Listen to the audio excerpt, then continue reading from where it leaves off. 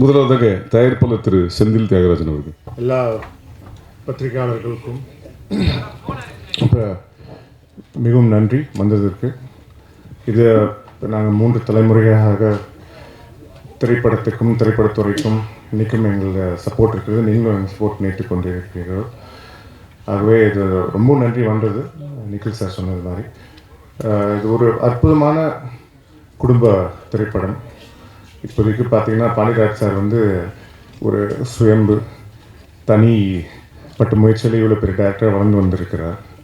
அவர் வந்து எடுத்த எல்லா படங்களும் பெரிய வெற்றி படங்கள் தான். அதனால் அவர் வந்து கதை சொன்னோன்னா அப்பாவுக்கு ரொம்ப பிடிச்சிருந்துச்சு. அதனால் எங்களுக்கு ரொம்ப பிடிச்சிருந்துச்சு. It's great opportunity also to Vijay Sethu sir கூட ஒர்க் பண்ணுறது முதல்ல. இன்றைக்கி அவரோட புகழ் பார்த்தீங்கன்னா நீங்கள் சைனா வரைக்கும் போயிருக்கு. மகாராஜா என்ற படம் வந்து பார்த்தீங்கன்னா ஆல்மோஸ்ட் $10 million 80 crores அங்கே பண்ணியிருக்கு. அவங்களே அவர் வந்து டென்சில் வாஷிங்டன் மாதிரிங்கிறாங்க. ஸோ அதனால் அவர் அந்தளவுக்கு ரீச் ஆகிருக்காரு. கல்கட்டா போனால் கூட அவர் பேச்சு தான் பேசுகிறாங்க. தமிழ் சினிமானாவே விஜய் சேதுபதி சார் தான் சொல்கிறாங்க. ஆகவே வந்து அது ரொம்ப அவரோட ரீச்சு அது எங்களுக்கு பெரிய பெரிய பொக்கிஷம் அவர் கூட ஒர்க் பண்ணுறது. நித்யா மேடம் பற்றி சொல்லணும்னு தேவையில்லை. அவங்க எந்த கதாபாத்திரம் நடித்தாலும் எவ்வளோ பெரிய ஸ்டார் நடித்தாலும் கூட அவங்க வந்து தனித்தன்மையாக தமிழக இதயத்தில் அப்படியே பதிந்திருக்கிறாங்க. அதனால் அவங்க கூட நடிக்கிறது எங்களுக்கு நம்ம கூட நடிக்கிறதுக்கு நம்ம படத்தில் பண்ணுறதுக்கு ரொம்ப பெரிய எங்களுக்கு பெரிய பொக்கிஷம். அதுவுமே இட்ஸ் ட்ரெஷர் ஃபார் அஸ். அதே மாதிரி உங்களுக்கு அற்புதமான படம். சந்தோஷ் சார் பற்றியும் சொல்லணும். நான் ஒரு அற்புதமான இசையமைப்பாளர். பெரிய பெரிய நியூ சவுண்ட்ஸ் எல்லாமே கொண்டு வந்திருக்கிறார். ஆதி திராவிட இசையை வந்து உலக தரத்துக்கு எடுத்து சென்று இருக்கிறார். அதனால் அவரையும் பாராட்டணும். ரொம்ப அற்புதமான பாடல்கள் பேக்ரவுண்ட் ஸ்கோர் எல்லாமே பண்ணியிருக்கிறார். அதனால் இது பொதுவாக இது பெரிய காலிக்கை படமாக அமையும். அதனால் உங்களோட சப்போர்ட் முக்கியமாக தேவை. அதனால் இது நீங்கள் எல்லாமே சப்போர்ட் பண்ணுறதுனால நீங்கள் இருக்கிறதுனால தான் மக்களுக்கு வந்து சேர்க்க முடியும். அதனால் உங்கள் சப்போர்ட்டும் உங்கள் ஆதரவும் ரொம்ப தேவை எங்களுக்கு. Please enjoy the film and support us with whole heartedness. Thank you. உள்ளே வந்திருக்கவங்க எல்லாருக்கும் வணக்கம். எங்களுடைய இயக்குனரும் என்னோடய ஹீரோயின் வந்து நேராக கேள்வி பதிலுக்கு போகலான்னு சொன்னதுனால ஒரு ஃபார்மாலிட்டிக்கு வழக்கமாக அவங்ககிட்ட பேசின ஒரு பழக்கத்தில் சரி நான் முதல்ல பேச ஆரம்பிச்சுட்டு அப்புறம் கேள்வி பதிலுக்கு போயிடலான்னு. எங்கேருந்து ஆரம்பிக்கிறதுன்னு தெரியல. ஏன்னா இந்த படம் ஆரம்பிக்கிறதே ஒரு நிறைய சண்டை சச்சரவுக்கு நடுவில் தான் இந்த படம் முதல்ல தொடங்குது. முதல்ல அந்த இயக்குனரும் இந்த நடிகரும் ஒன்று சேர அந்த விஷயம் தொடங்கினது வந்து எங்களுக்கே எதிர்பார்க்கல. நானும் வந்து என்றைக்குமே இவரோட வேலை செய்யக்கூடாதுன்னு இருந்து அவரும் என்னோட வேலை செய்யக்கூடாதுன்னு இருந்து அதுக்கப்புறம் ரொம்ப சாதாரணமான ஏன்னா 2 பேருக்கும் பெருசாக தனிப்பட்ட முறையில் கோவம் எதுவும் இல்லாதனால ஒரு சின்ன ஒரு பூ மலர்வதை போல் அந்த அன்பு வந்து அவ்வளோ நேரம் கோவம் எல்லாம் மறந்து ஒரு அன்பாக மலர்ந்து அதுக்கப்புறம் வந்து அவர் கதை சொல்லி அதுக்கப்புறம் படப்படம் எல்லாமே நடந்துருச்சு. கிட்டத்தட்ட எனக்கு அவர் 2009 தெரியும்னு நினைக்கிறேன். இல்லை சார் 2009 தெரியும். இன்றைக்கி தான் மத்தியானம் பேசணும். அவருக்கு நேஷ்னல் அவார்டு வரும்போது நான் அவரை என்னோடய தென்மேற்கு பொருட்காட்டு படத்துக்கு ஆடியோ லான்ச்சுக்கு இன்வைட் பண்ண போனேன். நான் அவர் மட்டும் தான் இருந்தோம். அவருக்கு அந்த மெசேஜ் எதுவும் நான் தான் படித்து சொன்னேன். ஃப்ளைட் டிக்கெட் எதுவும் நான் தான் படித்து அவருக்கு சொன்னேன் நான். ஸோ ஏதோ ஒரு பெரிய சர்க்கிள் வந்து கம்ப்ளீட் ஆன மாதிரி இருந்தது. ஸோ இந்த படம் தொடங்கினது ரொம்ப அழகான அற்புதமான ஒரு அனுபவம். அப்புறம் எங்கள் ப்ரொடக்ஷன் கம்பெனி சத்யஜோதி பற்றி ரொம்ப நாள் தெரியும். ஆனால் அவங்க 3ஆம் பிறை இதெல்லாம் அவங்க பண்ணவங்க அங்கே தான் தொடங்கியிருக்காங்கிறது எனக்கு பெரிய ஆச்சரியம்.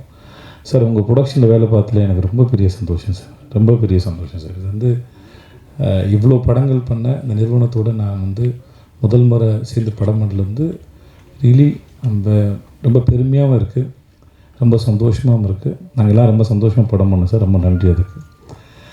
அப்புறம் எங்கள் ஹீரோயின் நித்யாவோட நான் 2019 வந்து 2020 வந்து 19 அப்படின்னு சொல்லிட்டு ஒரு மலையாள படம். அதில் ஒரு சின்ன கெஸ்ட் ரோல். ஆக்சுவலாக அது ஃபீமேல் சென்ட்ரிக் ஃபிலிம்.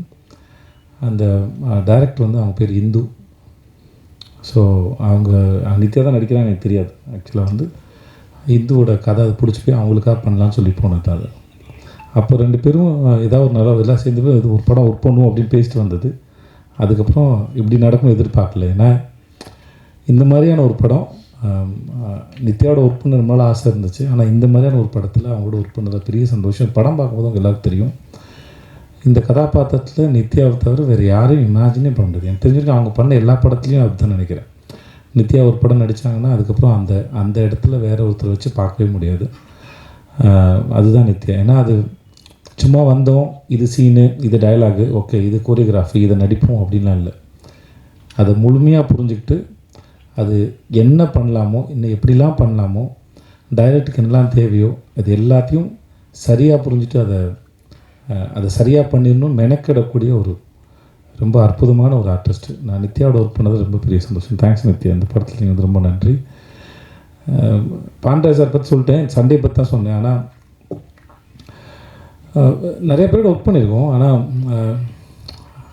அது ஒரு பிரயாணம் மாதிரி வச்சுக்கோங்களேன். நம்ம ரொம்ப தூரம் பிரயாணம் போயிட்டே இருப்போம். அந்த பிரயாணம் செய்யப்பட்டு ஒரு 500 கிலோமீட்டர் பிரயாணம் பண்ணுறோன்னா ஒவ்வொரு கிலோமீட்டரும் மனசில் தங்காது. ஆனால் அது ஒரு 5-6 இடங்கள் எங்கேயாவது இலைப்பாறை இருப்போம், ஏதாவது இடத்த உட்காந்து ரசிச்சிருப்போம், எங்கேயாவது சாப்பிட்ருப்போம், எங்கேயும் சும்மா வெறும்னே இருந்திருக்கும், சில இடத்துல மேகங்கள் அழகாக இருக்க ரசிச்சிருப்போம், படங்கள் எடுத்திருப்போம். அந்த ஞாபகங்கள் மட்டும் வந்து அந்த பிரயாணத்தினுடைய மெமரிஸ். அந்த மெமரிஸ் வந்து திரும்பி ஒரு முறை நினைக்கும் போது அந்த பிரயாணத்துக்கு போயிட்டு வரலான்னு தோணும் வைக்கும். அந்த மாதிரி நான் அவரோட வேலை பார்த்தது ரொம்ப அற்புதமான பிரயாணத்தில் இருக்கக்கூடிய ஞாபகங்கள். முக்கியமான ஞாபகம் வந்து இயக்குனர் திரு பாண்டியராஜ் அவருடைய எழுத்தில் இயக்கத்தில் வேலை பார்த்தது. அஃப்கோர்ஸ் கொஞ்சம் கஷ்டமாக இருந்தாலும், அந்த மனுஷன் டார்ச்சராக இருந்தாலும், சில சமயம் இந்த சொல்லுவாங்கள்ல, இந்த இவரோட படத்தில் ஒரு பசங்க படத்தில் யாராவது பையனை அடிக்கிறதுக்கு ஆள் கூப்பிடுவாங்களா சார், ஒரு பையன் இல்லையா, அந்த மாதிரி ப்ரொடக்ஷன் கம்பெனி எங்களை அடிக்கிறதுக்கு ஆள் வச்ச மாதிரி இருந்த ஆள் தான் பாண்டராஜ். அவங்க 2 பேரையும் வந்து நித்யா மேனன், விஜய் சேதுபதி வச்சு டார்ச்சர் பண்ணுங்க அப்படின்னு நினச்சா எப்படி இருக்குமோ அந்த மாதிரி தான். சும்மா சொல்கிறேன், நான் நிஜமாகவும் சொல்கிறேன். சும்மா மாதிரி நிஜமாக சொல்கிறேன், நிஜமாக மாதிரி சும்மா சொல்கிறேன். இது எப்படி சொல்கிறீங்கன்னு எடுத்துக்கோங்க. என்னன்னா படன்னு இருக்கும். ஆனால் நின்று அதை ரசித்தோம். ஷூட்டிங்லாம் முடிஞ்சதுக்கப்புறம், அந்த கடைசி நாள் முடிஞ்சதுக்கப்புறம் அங்கே உட்காந்து ட்ரெஸ்லாம் மாற்றிட்டு வந்து திரும்பி ஒரு 3/4 மணி நேரம் 1 மணி நேரம் உட்காந்து நாங்கள் எல்லாம் பேசிகிட்டு இருந்தோம். என்ன அதை விட்டு போகிறதுக்கு மனசு இல்லை. இன்னும் இந்த ஷூட் வந்து இன்னும் ஒரு வாரம் சும்மா ஏதாச்சும் எடுக்கலாமா அப்படின்னு தோணுச்சு. அந்த அளவுக்கு. ஏன்னா அது ஒரு பெரிய குடும்பமாக இருந்தது. எல்லாருமே சரி, தீபாக்காவாக இருக்கட்டும், சரவணன் சாராக இருக்கட்டும், ரோஹனாக இருக்கட்டும், எங்கள் தங்கச்சி ராகவதி, அவங்க பேர் என்ன சார், ரோஷினியாக இருக்கட்டும், குழந்தைங்களாக இருக்கும், மகிழினி. ஆக்சுவலாக அந்த குழந்தை வந்து முதல்ல ஆண் குழந்தையா அந்த ஸ்கிரிப்டில். அவள் பேர் மகிழினி. மகிழ் வந்ததுக்கப்புறம் அதோட அவளோட சரியான சாய்ஸ்னு சொல்லி இந்த படத்தில் எங்களை ஆசீர்வதிக்க வந்த தெய்வம்னா அது மகிழினி தான் நினைக்கிறேன். இவர் பேப்பரில் எழுதுனதை எப்போ இவர் வாட்டுக்கு எழுதி வச்சுருக்காரு. இவங்க சண்டை போட்டுட்ருக்காங்க, குழந்தை தூங்குது, திடீர்னு குழந்தை முழிக்குது, திடீர்னு குழந்தை பேசுது, அப்படிலாம் ஒருத்தர் எழுதும்போது நம்மளாம் நடிச்சிடுவோம். ஒரு வயசு குழந்தை இதெல்லாம் பண்ணுன்னா எப்படி தான் எக்ஸிக்யூட் பண்ண போகிறாங்கன்னு எனக்கு பெரிய ஆச்சரியமாக இருந்தது. கேட்டேன், சார் இதெல்லாம் நடக்குமா சார், எழுதி வச்சுருக்கீங்கன்னா? எல்லாம் நடக்கும் சார், வாங்க சார் அப்படின்னு. ஏன்னா நான் பசங்க இப்படி பண்ணியிருக்கேன், எனக்கு தெரியும். நான் ஏதோ பேசுகிறாரு இப்போ, ஓகே அதெல்லாம் கொஞ்சம் வளர்ந்த குழந்தைங்க. இந்த குழந்தை எப்படி, எனக்கு பசங்க ஒன்றுலேயே ஒரு குழந்தை வந்து வீட்டுக்குள்ளே ஓடிக்கிட்டே இருக்கும்ல, நான் அந்த ஷாட் ரொம்ப ரசித்தேன். அந்த ஒரு குழந்தை வந்து அந்த கதையோ அந்த காட்சியோ வந்து ரொம்ப நிஜமானதாக உயிருள்ளதாக மாற்ற. அந்த குழந்தை எதுலேயும் பார்ட்டிசிபேட் பண்ணாலும் பரவாயில்ல, அது சுற்றிக்கிட்டு இருக்கும்போதே வந்து அது ரொம்ப உயிருள்ளதாக மாறுது. அந்த மாதிரி மகிழ் அப்புறம் முத்துமணி மாலை 2 பேர் இருக்காங்க. முத்துமணி மாலை கூட கொஞ்சம் வளர்ந்த குழந்தை தான் அது. ஆனால் மகிழ் வந்து ரொம்ப குட்டி பாப்பா. ஆனால் இந்த கதையில் ஒரு டைரக்டர் என்னெல்லாம் எதிர்பார்த்தாதோ அது அத்தனையும் ரொம்ப அழகாக பண்ணால், ஒரு ஸ்டேஜில் எங்களை புரிஞ்சுக்கிட்டா, ஓகே இந்த ஷார்ட் எடுக்கிற நேரம் மட்டும்தான் இவங்க கூட இருக்கணும் இல்லையா, மற்ற நேரம் நான் எங்கள் அப்பா கூட இருந்துக்கலான்னு. பட் அந்த குழந்தை வந்து நித்யாவோடையும் தீபா கூட ரொம்ப பெட்டாக இருந்தது. என்னை பார்த்து கொஞ்சம் பயப்படும். மகிழ் வந்து இந்த படத்துக்கு வந்து எங்களுக்கு வந்து எங்களையும் எங்கள் தயாரிப்பாளரையும் படம் பார்க்க போகிறவங்க எல்லாரையும் கண்டிப்பாக மகிழ்விக்கக்கூடிய ஒரு அவள் வர சீன்லாம் வந்து உங்கள் எல்லோரும் ரொம்ப பிடிக்கும். அது அவ்வளோ உயிரோட்டமாக இருக்குன்னு நம்புகிறேன். அப்புறம் எங்கள் தனித்தனியாக பாராட்டினா இல்லை சொல்லணுன்னா, எங்கள் டீமில் வந்து அவ்வளோ பெரிய ஆக்டர்ஸ் இருக்காங்க. செம்மன் வினோத் சார், அப்புறம் அவங்க ஒய்ஃபாக நடித்தாங்க, அவங்க பேர் ஜானகி மாரியோ. அவங்க இப்படி படத்தில் வந்துட்டு போகிற இப்போ இன்ட்ரடியூஸ் பண்ண அந்த நாகப்பாம்பு வினோத் சாகர் எல்லாருமே சரி, படத்தில் இருந்த எல்லாருமே இந்த படத்தை ரொம்ப, யோகி பாபு சார் எல்லாருமே சரி இந்த படத்தை ரொம்ப பிரமாதமாக பண்ணியிருக்காங்க அவங்க வேலையை. இது நாங்கள் டப்பிங் பார்க்கும்போது ரொம்ப ரசித்தோம். படம் ஷூட் பண்ணிட்டு இருக்கும்போது நிறைய பேர் வந்து சொன்னாங்க இது எங்களோட கதையை பார்க்குற மாதிரி இருந்தது. ஸோ படம் பார்க்குற உங்களுக்கும் அப்படி தான் இருக்கும் நாங்கள் நம்புகிறோம். ஸோ ஜூலை 25 ரிலீஸ் ஆகுது. முக்கியமாக சனா எதிர்பார்க்கல. நான் வந்து ஒரு ஆல்பமே வந்து இவ்வளோ சிறப்பாக பண்ணி தருவாருங்கிறது பழக்கமாக அது பண்ணுறது தான். பட் நம்ம படம்னு வரும்போதில் கொஞ்சம் எல்லாம் சரியாக அமைஞ்சுன்னு ஒரு பயம் இருக்கும். பட் சனா வந்து இந்த படத்தை வந்து ரொம்ப பதமாக பண்ணி கொடுத்தாரு. கேமராமேன் சுகுமார், ஆர்ட் டைரக்டர் வீரசிம்மர், முக்கியம் ஃபைட் மாஸ்டர் கலை. எனக்கு அந்த பையனை வந்து 2019 தெரியும். எல்லா ஃபைட்டையும் சூப்பராக பண்ணி கொடுத்தாங்க கலை. அப்புறம் பாபா பாஸ்கர். ஸோ இது ஒரு ஃபுல் பேக்ட் என்டர்டெய்னர். படம் பார்க்கும்போது கண்டிப்பாக எல்லோரும் ரொம்ப என்ஜாய் பண்ணுவீங்க அப்படின்னு நாங்கள் முழுமையாக நம்புகிறோம். ஜூலை 25 ரிலீஸ் ஆகுது. தியேட்டருக்கு வந்து பாருங்கள். ரொம்ப நன்றி. Thanks so much. வணக்கம். சேதுபதி சார் எல்லாம் சொல்லிட்டாங்க.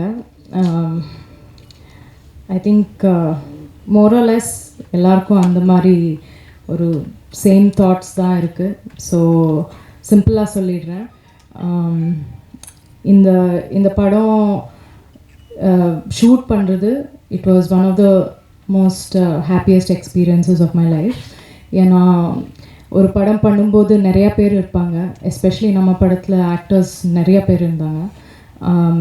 அதில் வந்து எவ்ரி சிங்கிள் பர்சன் எல்லாருமே from Sethupathi sir to director to எல்லா டெக்னீஷியன்ஸும் எல்லா ஆக்டர்ஸும் ஒரே வேவ் லெங்க்த்தில் எல்லோரும் இருந்தோம்.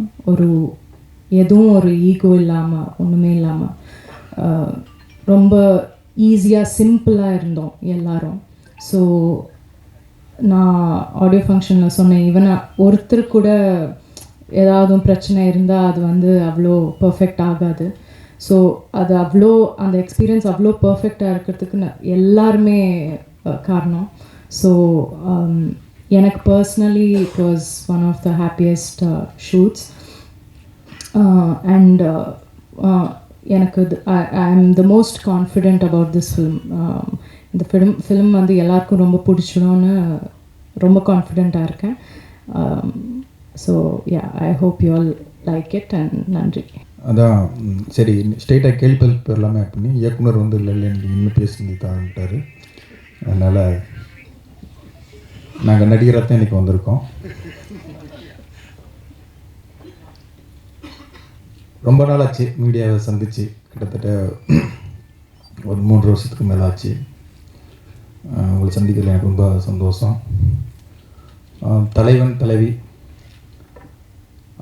அந்த டைட்டில் தோன்றியது ஒரு அழகானது. கதை தோன்றியதுமே ஒரு அழகான நிகழ்ச்சி. அது அழகான சம்பவம். அது ஒரு உண்மை கதையிலிருந்து எடுத்து பண்ணியிருக்கேன். என் பையனுடைய பிறந்த நாளுக்காக ஒரு குலதெய்வம் கோயிலுக்கு போகும்போது நான் சந்தித்த 2 கேரக்டர், அதுதான் ஆகாச வீரன், பேரரசி. பார்த்ததை அப்படியே எடுத்தால் படமாகவே எடுக்க முடியாது. ஆனால் இப்படி இருந்தால் எப்படி இருக்கும் அப்படிங்கிற அந்த ஒரு கேள்வி தான் இந்த கேரக்டர். அதை எழுத ஆரம்பித்தேன். சும்மா ஒரு சிம்பிளாக ஒன்று எழுதலாம், ஒரு சிம்பிளான ஒரு இதுவாக எழுதலாம் அப்படின்னு அது எழுத அது வேறு ஒன்றா மாறிச்சு. அது எழுதும்போது தான் ஆகாச வீரனுடைய அந்த கேரக்டருடைய வேல்யூ இருக்குல்ல. ஏன்னா சிரிக்க வைப்பான், அழுக வைப்பான், டார்ச்சர் பண்ணுவான். இவன் என்ன கேரக்டர்னே சொல்ல முடியாது. ஒரு ஹீரோ கேரக்டர்னால் ஒரு ஆர்க் இருக்கும்ல, நூல் பிடிச்சது மாதிரி போகணும், இப்படி தான் இருக்கும் அப்படின்னு ஒரு ஆர்க்கும். எந்த ஆர்க்குமே இல்லாத ஒரு கேரக்டர் தான் ஆகாச வீரன். அது எல்லா ஹீரோவுமே பண்ணிட முடியாது. அது ஏதோ சேதுபதி சாரை சந்தோஷப்படுத்தணுமா அப்படிங்கிறத அந்த இடத்துல சொல்ல, இந்த கேரக்டரை விஜய் சேது சார் மட்டும்தான் பண்ண முடியும். அதை நீங்கள் பார்க்கும்போது ப்ரெஸ்ஸோ போடுவான், நான் வந்து வெளில நிற்பேன் அப்போ நீங்கள் சொல்லுவீங்க. இதை அவர் மட்டும்தான் பண்ண முடியும். இந்த கேரக்டரை நான் இவர் பண்ணால் தான் நல்லாயிருக்கும் அப்படிங்கிறதையும் நம்பினேன். என்னென்னா அந்த கேரக்டருடைய இது, ஏன்னா டக்குன்னு மாறிக்கிட்டே இருக்கும். ஒரு சீரியஸாக போயிட்டுருக்கும், மாஸாக போயிட்டுருக்கும், அது பையன் அப்படியே காமெடியாக மாறும். காமெடி போய்கிட்டே இருக்கும், டக்குன்னு அது எமோஷனில் மாறும். அதான் ஒரு இந்த புதுசாக வண்டி ஓட்ட தெரியாமல் வண்டி ஓட்டுவாங்கல்ல, அப்படி ஒரு கேரக்டர் இந்த கேரக்டர். ஆனால் ரசிக்கக்கூடிய கேரக்டராக இருக்கும், ரொம்ப லவ் பண்ணக்கூடிய ஒரு கேரக்டராக இருக்கும். எந்த இடத்துலையுமே அந்த கேரக்டர் மேலே இரிட்டேஷனே வராது. கொஞ்சம் விட்டோம்னா அந்த கேரக்டர் மேலே ஒரு பயங்கர இரிட்டேஷன் வந்துடும்.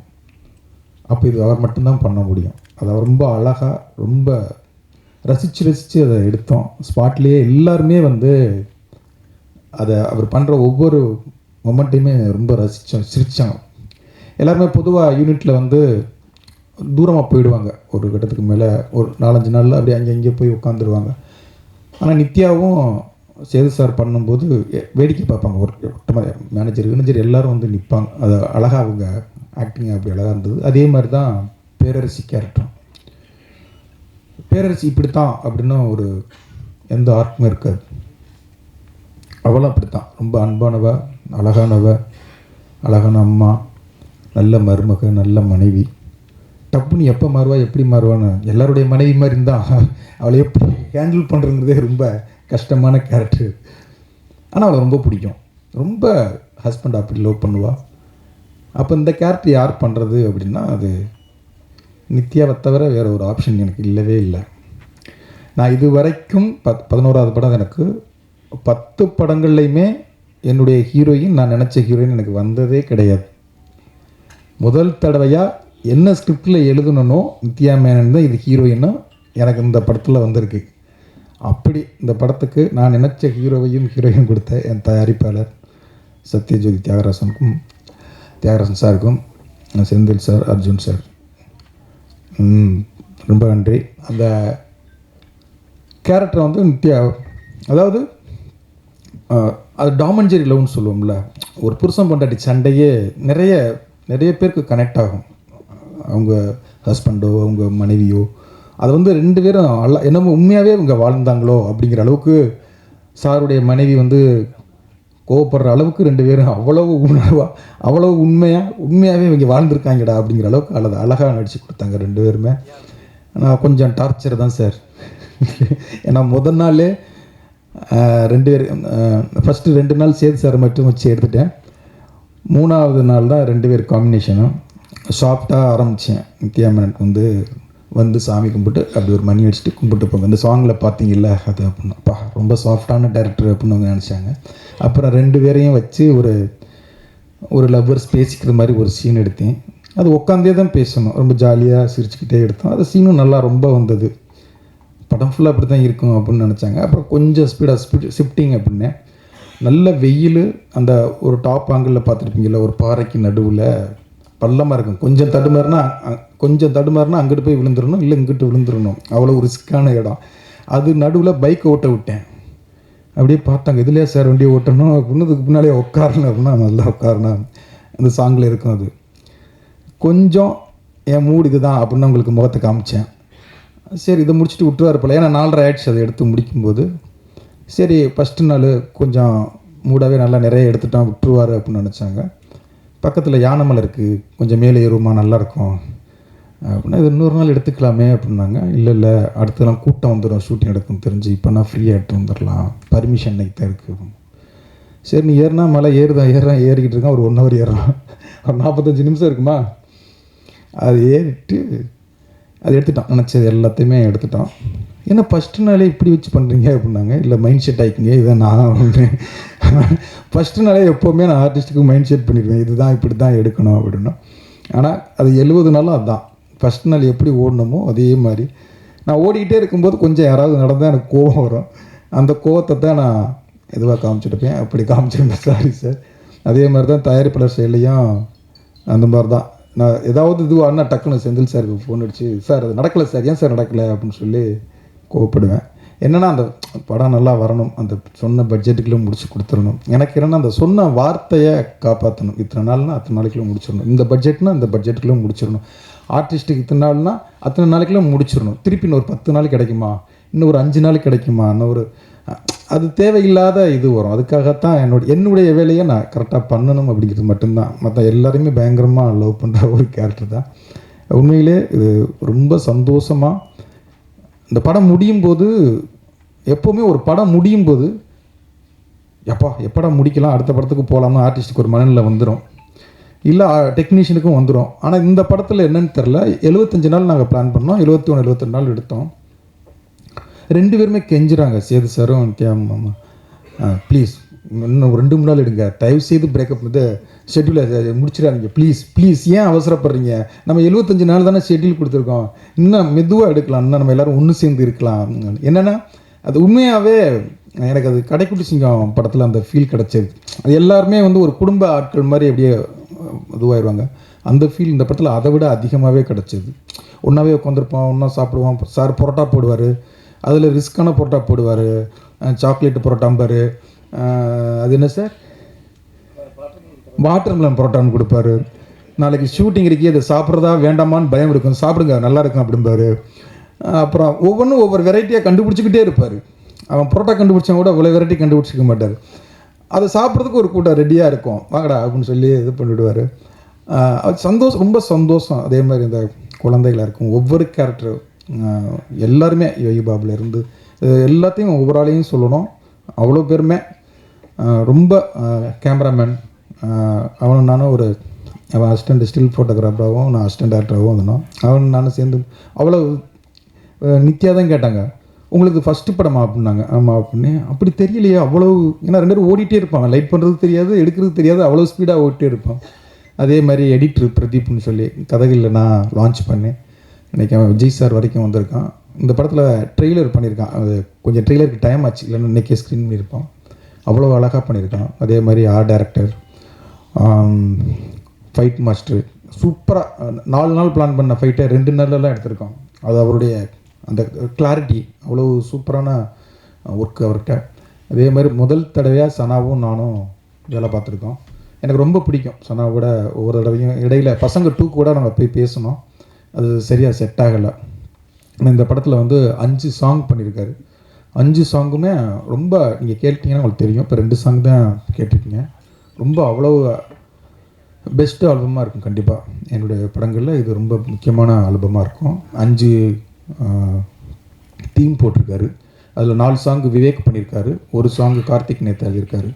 அந்த கார்த்திக் நேத்தா எழுதின சாங் வந்து எனக்கு வந்து கேடி பில்லா கில்லாடிக்காங்கால் வந்து இந்த இன்றைக்கும் அந்த அப்பா சாங்கு தெய்வங்கள் எல்லாம் தோற்றி போகும் அந்த சாங்கு நான் முத்துக்குமார் எழுதி, இன்னமும் நிறைய பேர் அந்த சாங்கை சொல்லுவாங்க. இந்த படத்தில் ஒரு கணவன் மனைவிக்கான ஒரு சாங்கு எழுதியிருக்கோம். அது அன்றைக்கி ஈவன் டியூன் போடும்போது நான் அழுதேன். எனக்கு என்னை அறியாமல் எங்கள் அப்பாவை நினச்சி நான் அழுதேன். அதே அளவுக்கு இந்த சாங்கை வந்து அதை டியூன் கேட்கும்போதும் அவ்வளோ அழகாக இருந்தது. அது லிரிக்ஸை வந்து இதுங்கும்போது அந்த சாங்கை கேட்கும்போது என்னை அறியாமல் பல நான் கொட்டினேன், அழுதேன். அது அப்புறம் எடிட் பண்ணுறதுக்காக எடிட்டருக்கு அனுப்பினேன். அவன் சொன்னான், சார் சாங்கை கேட்கும்போதே அழுக வந்துச்சு சார் அப்படின்னா.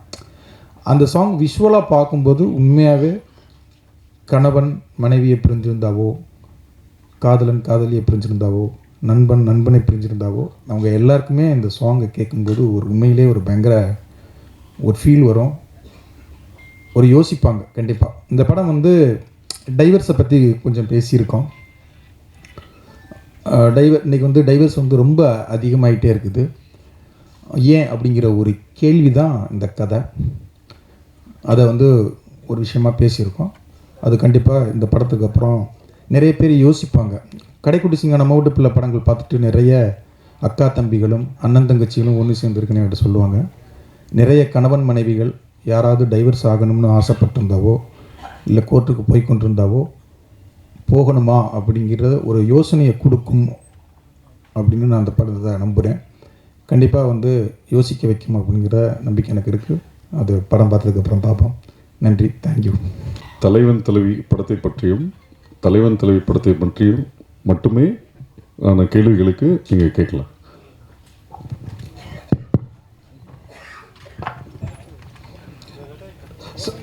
ஓப்பனிங். Okay sir. கார்த்திக். சரி சார், இங்கே நான் ஒன்றும் இல்லை, இதுக்கு 500 கிலோமீட்டர் பிரயாணம் போனால் ஒரு 5-6 கிலோமீட்டர் மனசுலேயே நிற்கும், ஒரு 5-6 இடங்கள் நிற்கும் அப்படின்னு சொன்னீங்க.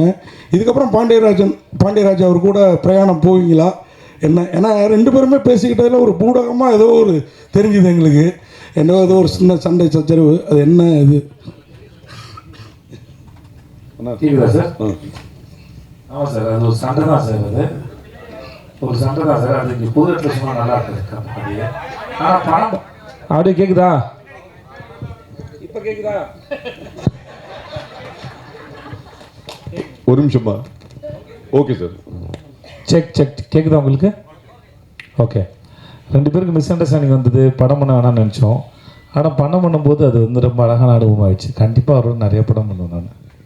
அவருடைய எழுத்தும் அவர் யோசிக்கிற விதமும் அவர் மெனக்கிடுற விதமும் அதுக்கு அவ்வளோ சிரத்தை எடுத்துப்பாப்புல. இந்த படம் ஒரு படத்தை எடுக்கிறது மட்டும் இல்லை, ஒரு படம் உங்கள் மக்கள்கிட்ட வந்து சேர்ற வரைக்கும், தேட்டரை விட்டு போகிற வரைக்கும் அது என்னென்ன பண்ணணுமோ அத்தனையும் யோசிக்கக்கூடிய ஒரு மனுஷன்.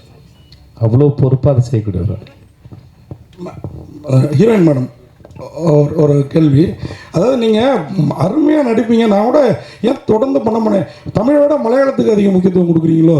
ஏன்னா மலையாள ஆர்டிஸ்ட் மலையாளத்துலேருந்து வரவங்களாம் இங்கே சூப்பர் ஸ்டார் ஆகிடுறாங்க, அதாவது ஹீரோயின்ஸு இங்கேயே அப்படியே செட்டில் ஆகிடுவாங்க. நீங்கள் மட்டும் தமிழில் ஒரு படம், ஒரு வருஷத்துக்கு ஒரு படம் அந்த மாதிரி தான் பண்ணுற மாதிரி தெரியுது. என்ன காரணம்? நான் மலையாளம் படம் பண்ணவே இல்லைங்க. திருச்சிற்றம்பலம்க்கு அப்புறம் இதுதான் பண்ணிகிட்ருக்கேன் இப்போ. ஸோ ஆமாம், செலக்ட் பண்ணி தான் பண்ணுறேன். அண்ட் ஆல்சோ அப்படி தமிழ்லன்னு இல்லை, ஜென்ரலாகவே கொஞ்சம் ரொம்ப டைம் எடுத்து தான் நான் பண்ணுவேன். அண்ட் ஆல்சோ நான் மலையாளம்லேருந்து இல்லை, நான் பெங்களூரியன். ஸோ எல்லா பாஷையும் பேசுவேன் நான். தமிழ் வந்து மலையாளத்துக்கு விட பெட்டராக பேசுவேன் தமிழ். விஜய் சேவி சார், இந்த படம் தலைவின் தலைப்பு டைரக்டரும் பேசும்போது சொல்லிட்டாரு, டைவர்ஸை பற்றி நிறைய பேசுதுன்னு. கணவன் மனைவி ரிலேஷன்ஷிப் தான் அப்படின்னு மாதிரி தெரியுது. ஆமாம் சார். ஒரு 5 வருஷம் 10 வருஷம் ஆகிட்டுனா கணவன் மனைவிக்குள்ள ஒரு அண்டர்ஸ்டாண்டிங் வரும். இவங்க இப்படி தான் திருந்த மாட்டாங்க, நம்ம அட்ஜஸ்ட் பண்ணணும், விட்டு கொடுக்கலாம் அப்படின்னு கணவன் மனைவிக்கு ஒரு அண்டர்ஸ்டாண்டிங் வரும். இந்த புதுசாக வரவங்களுக்கு நிறைய சண்டை பிரச்சனை, அது இப்போலாம் நிறைய டைவர்ஸ் ஆகுது. உங்களோட அனுபவத்தில் ரிலேஷன்ஷிப், கணவன் மனைவி ரிலேஷன்ஷிப் நல்லா இருக்குன்னா என்ன செய்யணும், எப்படி விட்டு கொடுக்கணும், என்ன மாதிரி போகணும்னு சொல்லி சார். முதல்ல இதுக்கு ஒரு பொதுவாக சொல்கிறதுக்கு எதுவும் இருக்கான்னு எனக்கு தெரியாது. ஏன்னா அது 2 பேருடைய தனிப்பட்ட பர்சனல். ஓகே. ஆனால் சில சமயம் நம்மளாம் முடிவு எடுக்கணும்ல, மன்னிக்கலாம்னு தோணுது, சில சமயம் சண்டை போடலான்னு தோணுது. அது டைம் கொடுத்து பார்க்கலான்னு இருக்குது, வேகமாக இல்லாமல் கொஞ்சம் டைம் கொடுத்து பார்க்கலான்னு இருக்குது. அதுவுமே அவங்களுடைய சொந்த இதுதானே முடிவு தானே ஒழிய வெளியிருந்து ஒருத்தர் சொல்ல முடியுமில்லை. பட் அவசரப்பட வேணாங்கிறது தான் அதிகபட்சம், வேறு ஒன்றும் இல்லை. கொஞ்சம் டைம் கொடுத்து பார்க்கலாமா அப்படிங்கிறது வேறு ஒன்றும் இல்லை. விஜய் சேதுபதி சார், இப்போ நீங்கள் வந்து ஒரு மிகப்பெரிய பக்குவப்பட்ட நடிகர், இண்டஸ்ட்ரி பற்றி எல்லா விஷயங்களும் தெரியும். தெரியாது சார்? இல்லை தெரியும். இல்லை நான் என்ன சொல்கிறேன்னா, ஒரு படத்துக்கு ஒரு நடிகர் கமிட் ஆகும்போது சம்பளம் வாங்குறீங்க, எல்லா வசதிகளும் இருக்குது. என்ன வசதி சார்? இல்லை என்ன வசதி? அது உங்களுக்கு தான் தெரியும். அவங்க சொல்கிறேன், அப்புறம் சொல்கிறேன். நீங்கள் இல்லை என்னன்னா, படத்தில் நடிக்கும்போது கஷ்டங்கள் இருக்கும், நஷ்டங்கள் இருக்கும். சண்டை போட்டேன், இது பண்ணல, எனக்கு பிடிக்கல, ஒத்துக்கலை அப்படிங்கிற விஷயம் மற்ற நடிகர்கள் சொல்லலாம். ஆனால் இப்போ நீங்களே வந்து கஷ்டப்பட்டு சண்டை ஆச்சு, மறுபடியும் சிறப்பாக நடந்துச்சு அப்படிங்கிற ஒரு மனநிலையும் சொல்கிறீங்க. அது உங்கள் வாயிலேருந்து வரக்கூடாதுன்னு நாங்கள் எதிர்பார்த்தோம். ஐயா இல்லையா, நான் இதுதான் அது ரொம்ப முக்கியமான விஷயம். 2 பேருக்குள்ள ரொம்ப நாளாக இருந்த மனஸ்தாபம் வந்து நான் சொன்ன வார்த்தையை நீங்கள் கவனிச்சுன்னு நினைக்கிறேன். ஒரு சின்ன வயசில் 2 பேரும் ரொம்ப அழகாக ஒரு பூ மலர்வது போல் மலர்ந்தது அப்படின்னு நான் சொன்னது ரொம்ப அழகாக மலர்ந்துச்சு. ஸோ இங்கே வந்து சண்டைகளும் ரொம்ப நாள் இல்லை, அது புரிஞ்சிக்காமல் இருக்குது. 2 பேரும் ஒரு நாள் புரிஞ்சிக்கும் போது அது தலைவன் மாதிரி ஒரு அற்புதமாக படமாக வளர்ந்து நிற்குதுன்னு அதை சொல்ல வருது. இது சொல்கிறது ஒரு பிரச்சனையும் இல்லை. இப்போ எங்களை சுற்றி எங்கள் 2 பேரும் நடுவில் ஒரு 100 பேர் இருந்திருப்பாங்களா? 100 பேருக்குமே தெரியும். ஏன் இந்த படம் பண்ணும்போது பாண்டியா சார் வந்து கேட்டிருக்காங்க, உங்களுக்கு விஜய் சேதுக்கு செட் ஆகாது, நீங்கள் அவரோட படம் பண்ணுறீங்க. அப்போ 2 பேர் சமாதானம் ஆகிட்டு. 2 பேர் சமாதானம் கூட இல்லை, அப்படி ஒன்றும் சமாதானப்படுத்துற அளவுக்கு ஒன்றும் இல்லை. நடுவில் நிறைய பேர் நிறைய பேசியிருப்பாங்க, ஏதோ ஒரு சண்டைன்னு வச்சுக்கோங்களேன், அவ்வளோதான் வச்சுக்கோங்களேன். ஆனால் சொல்ல வந்த விஷயம் அதில் இல்லை. இப்படி இருந்தால் நாங்கள் ரொம்ப நேசிச்சு ரொம்ப அன்பாக அழகாக ஒரு படம் பண்ணியிருக்கோன்னு சொல்ல வந்தது தான் அதை சொன்னது. டைரக்டர் சார், இந்த படத்தில் வந்து டைட்டில் போட்டு காமிச்சிங்களா, அதாவது ஒவ்வொரு கேரக்டர் பேரும் வந்து புதுசாகவும் தமிழாகவும் இருந்துச்சு. எங்கேருந்து எடுக்கிறீங்க? இல்லை, நிறைய கேரக்டர் என் ஊரில் இருந்து எடுப்பேன். எங்கேயாவது ஒரு பயணம் பண்ணிக்கிட்டு இருக்கும்போது ஏதோ ஒரு புது பேர், பொதுவாக யாராவது சந்திக்கும் போது உங்கள் பேர் என்ன அப்படின்னு கேட்போம்ல, அவங்க சொல்லும்போது அந்த பேர் புதுசாக இருந்துச்சு அப்படின்னா நோட் பண்ணி வச்சுக்குவேன். கேரக்டருக்காகவே கொஞ்சம் கதைக்காக எப்படி தேடல் இருக்குமோ அந்த மாதிரி கேரக்டருக்காகவுமே ஒரு இது இருக்கும். ஒரு தடவை ஒரு பயணம் பண்ணிக்கிட்டு இருக்கும்போது ஈரோடு போய்கிட்டு இருக்கோம். அங்கே வந்து ஒரு கண்ணீர் அஞ்சலி போஸ்டர் இருக்குது, அதில் வந்து யோசனைவதி அப்படின்ட்டு இருந்தது. பாலாஜி சக்திவேல் சாரும் நானும் ஒன்றா போயிட்டு இருந்தேன். பாண்டியராஜ் இங்கே பாருங்கள், உங்கள் படத்தில் உள்ள கேரக்டர் மாதிரி இருக்குது அப்படின்னாரு. ஆமாம் சார்னா அப்புறம் யோசனைவதினியும் நான் நோட் பண்ணி வச்சுக்கிட்டு கேடிபிள் அக்கலாடிரங்களில் சிவகார்த்திகேயன் அம்மா பேர் யோசனைவதினு வச்சேன். அந்த மாதிரி சில பேர் வந்து சார் இந்த கேரக்டர் வந்து ஆவரணம் அப்படிங்கிற அந்த படத்தில் ஒரு கேரக்டர் இருக்குல்ல, அப்படின்னோன்னா நான் ஒரு இடத்துல பேசிக்கிட்டு இருக்கேன், சார் சார் இந்த பொண்ணு பேர் ஆவரணம் சார், பேர் உங்கள் படத்து பேர் மாதிரி வித்தியாசமாக இருக்குது வச்சுக்கோங்க சார் அப்படின்னாரு. அதை வந்து நோட் பண்ணிக்கிட்டேன். எங்கள் தோட்டத்தில் வந்து ஒரு அக்கா வேலை பார்ப்பாங்க, அவங்க பேர் வந்து அஞ்சுமணி. அது போன இடத்துல வந்து தேவதர்ஷினி கேரக்டருக்கு வந்து அஞ்சுமணின்னு வச்சேன். அதனால் அங்கங்கே கிடக்கிறத புறக்கி எடுத்துக்கிறது தான். டைரக்டர் சார், எனக்கு அந்த கடைக்குட்டி சிங்கத்தில் கண்ணுக்கினியால் வந்து ரொம்ப பிடிச்சி பேர், அது ரொம்ப ரொம்ப அழகாக இருந்தது. அது பாண்டியன் பரிசு நாவலிருந்து எடுத்த பேர் சார், சுட்ட பேர் சார். இப்போ இதுலேயுமே வந்து ஆகாச வீரன் பேர் வந்து எழுத்தாளர் இமயம் இருக்கார்ல, அவருடைய சிறுகதையில் அவங்க ஊர் குலதெய்வம் பேர் வந்து ஆகாச வீரன்.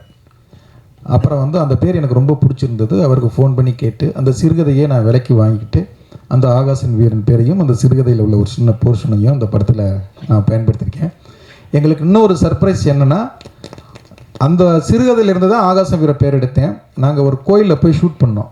அந்த கோயில் பேர் வந்து தூண்டிகருப்பன் பேர், ரொம்ப முக்கியமான ஒரு கோயில். அங்கே போய் பார்த்தா ஷூட்டிங் எடுத்துக்கிட்டு இருக்கும்போது ஆகாச வீரன் அப்படின்னோன்னா அங்கே உள்ள பூசாரிகளுக்கெல்லாம் பயங்கர சந்தோஷம். அந்த கோயிலில் உள்ள ஒரு பேர் பார்த்தோம்னா ஒரு விளக்கு மாடம் மாதிரி இருந்தது, அதில் ஆகாச வீரன் வம்சம் அப்படின்னு எழுதியிருந்தது. அந்த பேரைத்தான் நான் எடுத்து படம் பண்ணிகிட்டு இருக்கேன். டைட்டிலே ஆகாச வீரன்லாம் நான் எழுதினீங்களே, எல்லோரும் நிறைய பேர் எழுதியிருந்தாங்க ஆகாச வீரன் தான் டைட்டில் அப்படின்னு. அது எங்களுக்கு பயங்கர சர்ப்ரைஸாக இருந்தது. நான் எங்கேயோ எடுத்தது, எந்த இடத்துல போய் ஷூட் பண்ணுறோமோ அங்கே ஒரு ஆகாச வீரன் பேர் இருக்கும்போது எங்களுக்கு பெருசாக நிறைய கனெக்ட் ஆச்சு. அப்படி தான் அங்கங்கே இருந்து எடுத்துக்கிறது தான். டைரக்டர் சார், டைரக்டர் சார், கொத்து சொல்லுங்கள் சார். வச்சு ஒரு பாடல் முழுக்க எடுத்திருக்கீங்க. எனக்கு சார் கொத்து பரோட்டாவை வச்சு ஒரு ஆமாம் சார் எடுத்திருக்கீங்க, நல்லா இருக்கு. ஆனால் அந்த பரோட்டா அதிகமாக சாப்பிட்டா சுகர் வரும்னு ஏதாவது ஜிகே சேர்த்து விட்டுருக்கீங்களா வசனத்தில்? ஆமாம், கார்டு வேணால் போடலாம் சார். இல்லை, எதை சாப்பிட்டாலுமே பரோட்டா மட்டும் இல்லை சார். இன்னைக்கு சார் நம்ம அரிசி சோறு சாப்பிட்டா கூட சுகர் வருதுன்னெலாம் கிளப்பி விடுறாங்க சார். அதனால் வந்து எல்லாத்துலேயுமே இன்னைக்கு உணவு வந்து ஒரு அரசியலாக மாறிடுச்சு. எல்லாத்துலேயுமே வந்து எதை அதிகமாக சாப்பிட்டாலும், பிரியாணி அதிகமாக சாப்பிட்டாலுமே பிரச்சனை வரும் சார். அரிசியை விட மைதா அதிகம், அதனால சொல்கிறேன். வேணால் பரோட்டா வரதுல வேணால் சொல்லிடுறேன், பரோட்டா அதிகம் சாப்பிட்றதுல வேணால் ஸ்மோக் புகை பிடிக்காதவர்கள்னு கார்டு போடுறது மாதிரி வேணால் பரோட்டா அதிகம் சாப்பிட்றதுன்னு ஒரு கார்டு போட்டேன் சார். என்னென்னா சென்சாருக்கு அனுப்பிட்டேன் சார், வேணால் ட்ரை பண்ணி பார்க்குறேன் sir. Director sir and hero sir, sir ரெண்டு பேருக்கும் ஃபஸ்ட்டு வந்து இந்த ஸ்கிரிப்ட் எழுதும்போது விஜய் சேதுபதி சார் தான் வரணும், வந்தால் அவர்கிட்ட போய் நம்ம எப்படி அப்ரோச் பண்ணணும்னு சொல்லிட்டு ஒரு விஷயம் இருக்குது. ஏன்னா ஏற்கனவே எனக்கு ரெண்டு பேருக்குள்ள சின்ன ஒரு விஷயம் நடந்துன்னு இருக்குது. அது எழுதும் போது என்ன உங்களுக்கு தோணுச்சு? அப்புறம் சார் உங்களுக்கு டேரக்டர் சார் கால் பண்ணும்போது உங்களுக்கு என்ன தோணுச்சு? இல்லை, நாங்கள் சண்டைக்கு அப்புறம் மிஸ்கின் சாருடைய பிறந்த நாளில் ஒன்று சேர்ந்துட்டோம். அதனால் ஏதோ விளையாட்டுக்கு ஆரம்பித்தோம். தலைப்பே வந்து விஜய் சேதுபதி பாண்டராஜ் சண்டைன்னு தான் வந்துருமோன்னு இதாக இருக்குது. சண்டை உண்மைதான், நடந்தது தான். ஆனாலும் அருவாள் அவர் எடுக்கலை, நான் கத்தி எடுக்கலை, துப்பாக்கி எந்த ஆயுதமும் எடுக்கலை. நீ எப்படி நான் எப்படின்னு கையையும் நீட்டிக்கலை. ஒரு சின்ன மனஸ்தாபம், அது பெரிய மனஸ்தாபமாக மாறிச்சு. சரி, ஓகே, வாழ்க்கையில் உங்களை நான் படம் பண்ணால் நீங்களும் படம் பண்ண வேண்டாம்னு பிரிஞ்சிட்டோம். அன்பா தான் பிரிஞ்சோம், சண்டைகள்லாம் வார்த்தையெல்லாம் இல்லை. அப்புறம் மிஸ்கின் சார் அவர் பிறந்தநாள் கூப்பிட்டாரு. அங்கே போயிருக்கும்போது பார்த்தா அவர் என்ட்ரி ஆகுறாரு. இப்போ இந்த மனுஷனை நம்ம இப்போ எப்படி ஃபேஸ் பண்ணுறது, நம்ம விலைக்கு போயிடுவோமா நான் யோசிக்கிறேன். அவரும் அந்த மனநில் வந்தாரா என்னன்னு தெரில.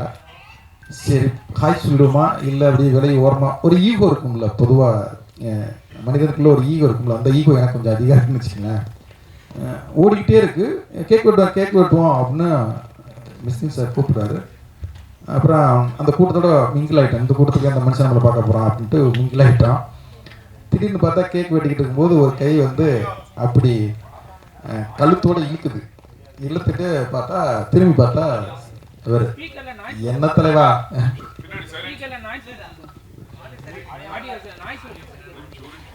இல்லை கேள்வி சண்டையை பற்றியே கேட்கணுன்னா கேமராவுக்கு கடுப்பாயிடுச்சு. அதனால அந்த அந்த எண்ணத்தில் அப்படி பண்ணிட்டீங்க அப்படின்னு சொல்லிட்டு அடுத்து ஒரு படம் பண்ணுவோமான்னு அங்கேயே ஒன்று சேர்ந்துட்டோம். அது அவரே கேட்டுட்டார்.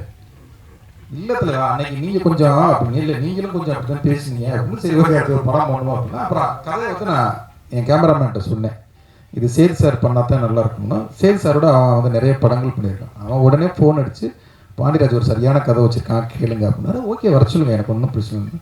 கதையை போய் சொன்னேன். ஒரு 20 நிமிஷம் தான் ஃபஸ்ட்டு நான் கதைக்கு சொன்னேன். அப்போ வந்து ஒரு ஐடியா, ஒரு இது இருந்தது. கேட்ட உடனே அந்த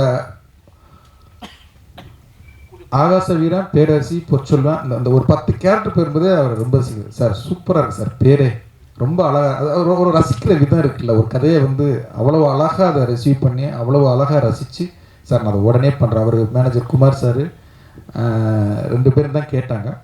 அது கேட்ட உடனே ஒருத்தரை பார்த்து சூப்பராக இருக்குது நம்ம பண்ணிடுவோம் சார் அப்படின்னு. அப்படி தான் அது அன்பாக அழகாக ஸ்டார்ட் ஆனது சார்.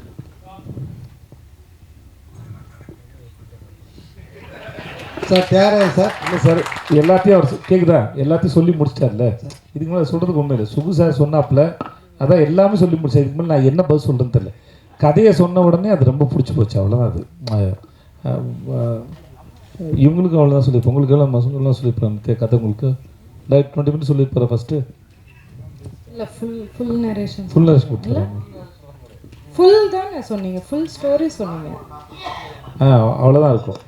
பட் அது கேட்டவுடனே இது எல்லாருக்குமே சரி, அவர் சொல்கிற விதத்திலே பிடிச்சிடும், தெரிஞ்சிருக்கேன். சார் தியாகராஜன் சார், இந்த சண்டையில் நீங்கள் எதுவும் பாதிக்கப்படுறீங்களா சார்? நம்ம அந்த டாபிக் வெளியே போவோமா சார்? அது முடிஞ்சு போச்சு சார். அது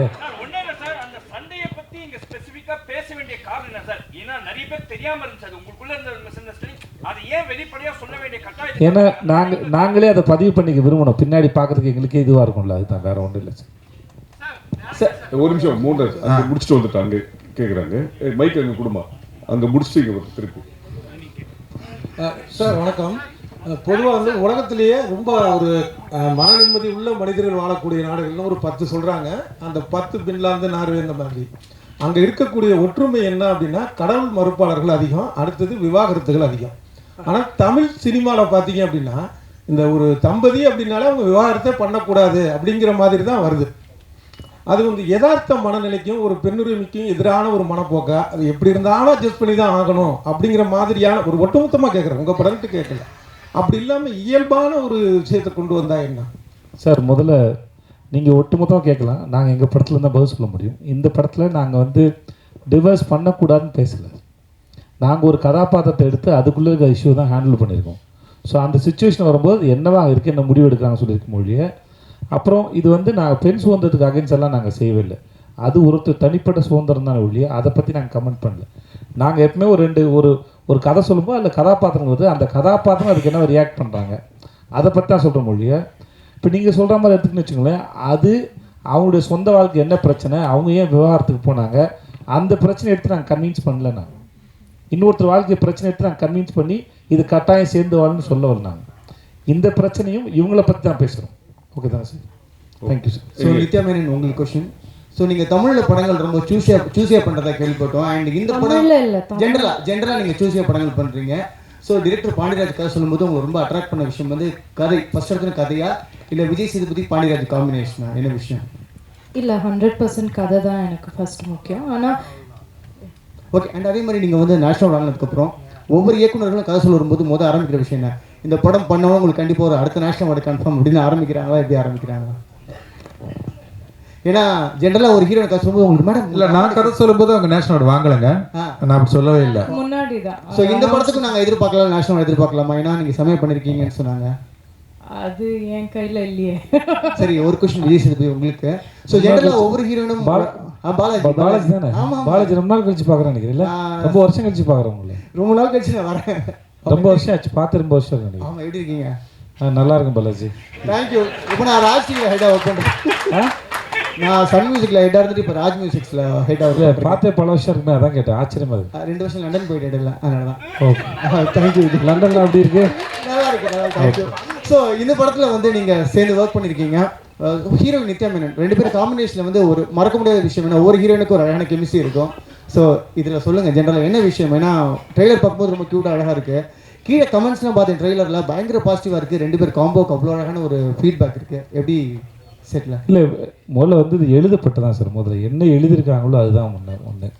ரெண்டாவது வந்து அது ஒரு பேப்பரில் இருக்கிறத ஒரு ஆக்டர் எவ்வளோ தூரம் புரிஞ்சுக்கிறாங்களோ அதுக்கப்புறம் தான் அதில் வந்து சரி. டைரக்டர் சொன்ன மாதிரி, கூட இருக்க நிறைய பேர் நடிக்கும்போது சொன்ன மாதிரி, இது பார்க்குறதுக்கும் சரி ரொம்ப நிஜமாக இருக்குது. சண்டை போடும்போது சரி, கொஞ்சிக்கும் போதும் சரி, இல்லை ஒருத்தர் மிஸ் பண்ணிக்கிற மாதிரி இருந்தாலும் சரி, அது அந்த பேப்பரில் இருக்கிறத அது ஒரு ஃபீலை எங்கள் டைரக்டர் என்னவா நினச்சி எழுதினாருங்கிறத ஒரு ஆக்டர் புரிஞ்சிக்கும் போது அதுக்கு உயிர் வருதுன்னு நான் நம்புகிறேன். ஸோ அதை ரொம்ப பண்ணக்கூடிய ஜகஜால கில்லாடி வந்து நித்யா மேனன். ஸோ வாழ்த்துக்கள். ட்ரெய்லர் ரொம்ப ப்ராமிசிங்காக இருந்தது. வாழ்த்துக்கள்.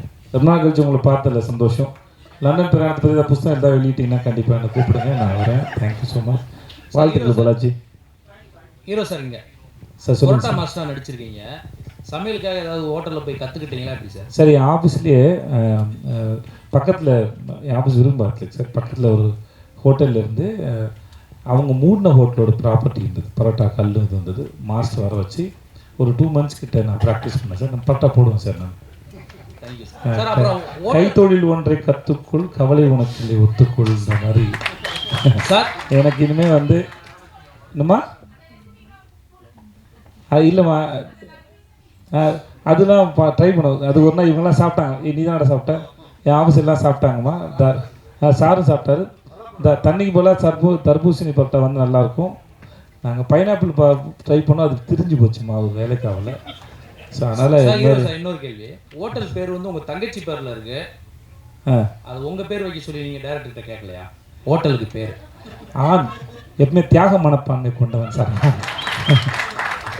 தான் நேசிக்கும் பெண்களுக்காக தான் சகோதரியோ தாயோ மனைவியோ மகளோ அவர்கள் பேரில் வச்சு அவங்கள மனம் குளிர வைக்கிறது தான் நம்மளுடைய சந்தோஷம் சார். அதனால் ஸோ ராகவர்த்தினி பேரரசி ஆனதான் படத்தில் பிரச்சனை சார். அது படம் பாருங்க உங்களுக்கு தெரியும் சார். பாண்டியராஜன் சார் இங்கே சார் லெஃப்ட் எங்கிட்டு எனக்கு ரைட்டு சார். சரி, இந்த தலைவன் தலைவி டைட்டில் அதுவே ரொம்ப கேட்சியாக இருக்குது. அது மாதிரி உங்களோட படத்தில் மட்டும் இவ்வளோ பெரிய ஒரு நட்சத்திர பட்டாளங்கள் இவ்வளோ பேரையும் வச்சு வேலை வாங்குறது எப்படி? ஒவ்வொருத்தருக்கும் ஒரு இம்பார்ட்டன்ஸ் சார். கடைசியாக ஒரு சீன் ஒரு அவர் கூட மனசில் நிற்கிற மாதிரியான கேரக்டர் வைஸும் சரி, அந்த பேர் வைஸுமே சரி, அதுக்கான அந்த ஹோம்ஒர்க் பற்றி சொல்லுங்கள் சார். இல்லை, அது ஒவ்வொரு கதை எழுதும்போதும் இந்த படத்தில் 10 கேரக்டருக்கு மேலே இல்லை ஒரு 5-6 கேரக்டருக்கு மேலே இருக்கக்கூடாதுன்னு தான் எழுதுறேன். ஆனால் அது நிறைய வந்து சேர்ந்துருது. அப்புறம் சேர்ந்ததுக்கப்புறம் அந்த கேரக்டர்களுக்கு ஒரு முக்கியத்துவம், ஏன்னா நம்மளை நம்பி வந்திருக்காங்க. அது ஒரு சீனா 2 சீனாங்கிறது இங்கே முக்கியமே கிடையாது. ஏன்னா தமிழ் சினிமாவில் வந்து நிறைய படங்களில் ஒரு சீன் நடிச்சுட்டு ஒரு படம் ஃபுல்லாக நடித்தவங்கள விட பேர் வாங்கிட்டு போகிறவங்களாம் இருக்கிறாங்க. அப்போ அந்த ஒரு சீனில் இல்லை 2 சீனில் அவங்களுக்கு என்ன முக்கியத்துவம் கொடுக்குறோம் அப்படிங்கிறதுக்காக அதில் ஒரு ரைட்டிங்காக நான் ஷூட்டிங் போகிறது ரொம்ப ஈஸியாக எடுத்துடுவேன். ஆனால் ஷூட்டிங் போகிறதுக்கு முன்னால் ரைட்டிங் வந்து நான் அதுக்கு ஒரு டைம் எடுத்துக்குவேன். ஃபஸ்ட்டு ஒரு வெர்ஷன் எழுதுவேன், அது 2வது வெர்ஷன் 3வது வெர்ஷனா. இப்போ அந்த தலைவன் தலைவி வந்து 18வது வெர்ஷன் தான் படமாக எடுத்திருக்கோம். நான் சேது சார்ட்டே காமிச்சேன். ஏன்னா ஃபஸ்ட்டு ஒன்று தோன்றது பூரா எழுதிடுறது, அப்புறம் 2வது கொஞ்சம் ஃபில்டர் பண்ணுறது, அப்புறம் அதுக்கு 3வது வெர்ஷனில் வந்து இன்னும் கொஞ்சம் பெட்டர்மெண்ட் பண்ணுறது. ஃபஸ்ட்டு ஹீரோ ஹீரோனை மட்டும் ஃபோக்கஸ் பண்ணி போகிறது, அப்புறம் அடுத்தடுத்த கேரக்டர்னா லேயராக ஒரு டைம் எடுத்துக்குவேன். எழுத்துக்கு தான் எனக்கு அதிகம் டைம். ஏன்னா ஷூட்டிங் எனக்கு ஏன் இவ்வளோ ஸ்பீடாக போகிறேன்னா, எனக்கு நான் ஸ்கிரிப்டில் எனக்கு பேப்பர் வந்து தெளிவாக இருக்குது எனக்கிட்ட. அதனால வந்து நான் ஈஸியாக போயிடுறேன், ஓடுறதுக்கு எனக்கு ஈஸியாக இருக்குது. அதனால் எனக்கு ஷூட்டிங்க்கு முன்னால் ப்ரீ ப்ரொடக்ஷன் வந்து நான் தெளிவாக கேரக்டர் எழுதுறதுனால எனக்கு ஈஸியாக இருக்கும். டேரக்டர் சார், அப்புறம் விஜய் நீங்களும் இப்போ வந்து நீங்கள் டைட்டில் வச்சுக்கிறீங்க, பின்னாடி ஒரு ஹார்ட் எப்போவுமே ரெண்டு பேரும் அப்போ தான் கரெக்டாக இருக்கும். அது 2 கத்தி வச்சுருக்கீங்க. எப்போவுமே வந்து ஹஸ்பண்ட் ஒய்ஃப்ல சண்டை வந்தால் கருந்தி ஏதாவது ஒரு சட்டி தான் பறக்கும், கத்தி வச்சுக்கிறீங்க எதனால?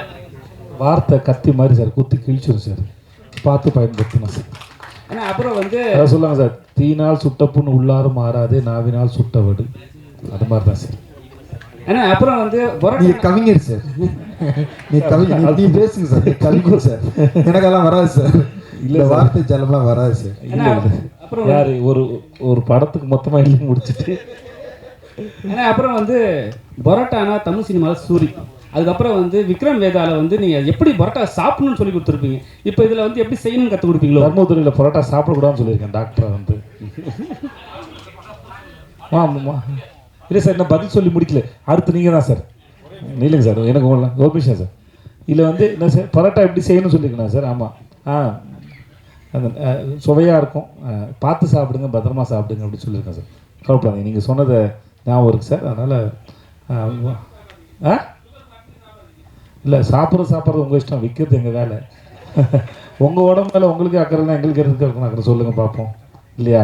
இன்றைக்கி தான் எல்லா இடத்துலையும் முன்னாடி விட இது நான் இப்போது சில சமயம் தோணும், சோஷியல் மீடியாலாம் வந்து நிறையா இப்படி வருதுன்னு தோணும். ஆனால் பல சமயத்தில் என்னவாக இருக்குன்னா, உங்களுக்கு எல்லாத்த பற்றியும் ஒரு பக்கம் உருட்டுகள் இருந்தாலும் ஒரு பக்கம் வந்து அதோட அவேர்னஸும் அது இருக்குது. சாப்பிட்டா என்ன ஆகும் அப்படின்னு வயிற்றுக்கு இப்போ ரீசெண்டாக ஒரு இன்ஸ்டாவில் ஒன்று பார்த்தேன் சார். வயிற்றுக்குள்ளே நீங்கள் கண்டது போட்டு அமைச்சுன்னா வயிற்றுக்குள்ளே இருக்கிற சாப்பாட்டுக்கும் வயிற்றுக்கு நடக்கிற இன்ட்ராக்ஷன்ஸ்லாம் ஒருத்தர் வீடியோ பண்ணிட்டு வருவான். அது பேர் மறந்துட்டேன் நான். ஒன்றுனா அதுக்கு மேலே கூல் ட்ரிங்க்ஸை குடிச்சு அதுக்கு மேலே சிகரெட்டை பிடிச்சி உள்ளே வந்து அது வயிற்றுக்குள்ள என்ன நடக்குதுன்னு இன்ட்ராக்ஷன்லாம் ஒரு இன்ஸ்டாவில் ஒரு வீடியோ பார்த்தேன். ஸோ இப்போ வந்து நிறைய அவேர்னஸ் க்ரியேட் பண்ணுறாங்க உங்களுக்கு எல்லாத்த பற்றியும். அவர் வந்து பேசினார் ஒரு ஊரில் வந்து ஏதோ ஒரு நாட்டில் வந்து மன நிம்மதியோடு இருக்கிறதுக்கான காரணம் அஸ்வீட் எனக்கு சொன்னாங்க. ஸோ இப்படி நீங்கள் எதை வேணால் தேடலாம். ஸோ இப்போ முன்னாடி மாதிரி உங்களுக்கு ஒரு விஷயத்தை கொண்டு போய் ஒருத்தர் சேர்க்க வேண்டியதை விட அறிவு சார்ந்து அக்கறை சார்ந்து உங்களுக்கு என்ன தேவையோ அது அவைலபிளாக இருக்குது. அது நீங்கள் தாராளமாக பார்த்து எடுத்துக்கலாங்கிறது நீங்கங்கிறது நான் எனக்கும் சேர்த்து தான். எனக்கு என்ன தேவையோங்கிறது அது என்னோடய சாய்ஸில் இருக்குது. முன்னாடி மாதிரி ஒருத்தர் வந்து உங்களை கரெக்ட் பண்ண முடியாது. நீங்களாக அவேர்னஸ் வந்துடும், நமக்கே தெரியும், பார்த்தா தெரிஞ்சுக்கலாம். நம்ம கையில் தான் இருக்குது. ஸோ அப்படி தான் இருக்குது, வேறு ஒன்றும் இல்லை. சார் இயக்குனருக்கு ஒரு கேள்வி சார். படத்துக்கு தலைவன் தலைவி அப்படின்ற பேருக்கான காரணம் என்ன? கீழே வந்து ரக் லவ் ஸ்டோரின்னு வர போட்டிருக்கீங்க. எங்கிட்ட இருக்கீங்க யார்? சார் நீங்கள் அது எல்லாம் அவருக்கு ஏற்ற மாதிரி மேட்ச் பண்ணி கை வர காமிச்சிங்க சார். நீங்கள் தலைவன் தலைவி அப்படின்னு ஒரு டைட்டில் வச்சுட்டு கீழே ரக் லவ் ஸ்டோரின்னு வர வச்சிருக்கீங்க. அந்த பேருக்கான காரணத்தை கொஞ்சம் சொன்னீங்கன்னா நல்லா இருக்கும். ஏன்னா தலைவன் தலைவின்னு சொல்லிட்டீங்க, கீழே ரக் லவ் ஸ்டோரின்னு வர போட்டிருக்கீங்க. அதுதான் நீங்கள் படம் பார்த்தீங்கன்னா தெரியும் அது எப்படி ரக்கடாக இருக்கும் அப்படிங்கிறது. வந்து சில வீட்டில் நீங்கள்லாம் வீட்டில் கொடுத்து வச்சுருப்பீங்கன்னு நினைக்கிறேன், கொஞ்சம் சாஃப்டான லவ் ஸ்டோரியாக இருக்குன்னு நினைக்கிறேன். சில குடும்பங்களில் வந்து கொஞ்சம் ரக்கடாக நடக்குது, டக்குன்னு பாத்திரத்தை அடிச்சிடுறாங்க, ஏதோ ஒரு இது நடந்ததில்ல. அந்த மாதிரி இந்த கப்புள்ஸ் வந்து கொஞ்சம் ரக்கடாக டீல் பண்ணிக்குவாங்க. டைட்டில் டீசர் இருக்குல்ல சார், அதான் சார் அதுதான் சார் அந்த சண்டை தான் சொல்ல வருது. சும்மா சாதாரணமாக இனிமையாக ஏதோ பரோட்டா போட்டால் கூட அந்த சமயத்தில் கூட சண்டை வந்துடுது சார். அவ்வளோதான் சார். அது அந்த அந்த ரக்கடுக்கான அதை ஃபஸ்ட்டு வந்து அது டாம் அண்ட் ஜெரி லவ் ஸ்டோரின்னு வைக்கலான்னு இருந்தோம். 2 பேருக்குள்ள அந்த இதை வந்து Tom and Jerry love story அப்படின்னு வைப்போம். அதை விட ரக்கடு இப்போ கேள்வி கேட்குறீங்க பார்த்தீங்களா, அது டாம் அண்ட் ஜெரி லவ் ஸ்டோரினா கடந்து போயிருப்பீங்க. இப்போ அந்த கேள்வி கேட்கறதுக்கு ஒரு யோசிச்சதுக்கு ஒரு பலன் இருக்குது பார்த்தீங்களா, அதுக்கு அர்த்தம் வச்சோம்.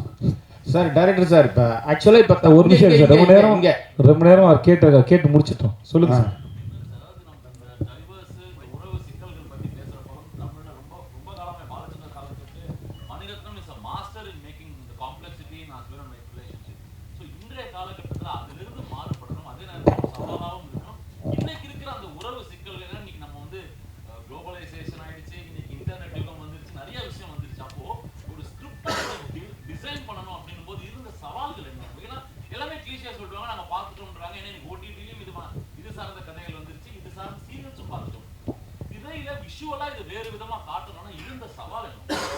இல்லை பொதுவாகவே இந்த மாதிரி ஒரு குடும்ப படம் எடுக்கிறோம்னாவே சீரியல் அப்படின்னு ஒரு விமர்சனம் எழுதிடுவாங்க.